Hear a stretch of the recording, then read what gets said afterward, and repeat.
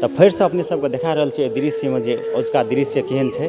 घर से बेघर भेला आदमी सब एहि में रही छै। एतुका अवस्था के बारे में बार बार देखा रहल छी। तो अपने सबके देखा रहल छी और अगाड़ी जाकर देख सकै छी जे घर जैर के खाली खंबा खाड़ छै और सभक अंगना में चूल्ही सब देख सकै छै जे वहीना छै।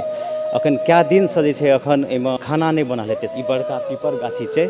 बड़का पीपरो गाछी में आगि लग गेल छै। ऊपर तक देख सकै छी पीपर गाछी के दृश्य देख सकै छी केहन भ गेल छै आगि लगला के कारण से। और देखा सकै छी जे लार पुआर देख सकै छी छप्पर पर शायद घर छड़ला हेतै से जरल छै।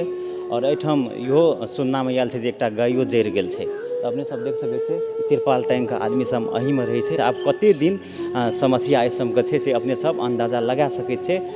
और यहाँ आग्रह करै छी बार बार जे बेसी से बेसी अपने सब सहयोग करे के कोशिश करब। जकरा जे जुड़तै से सहयोग करे के कोशिश करब। ए वीडियो को बेसी से बेसी शेयर करब जे बहुत जगह में पुगतै और मदद मिल सकै छै बहुत जगह से।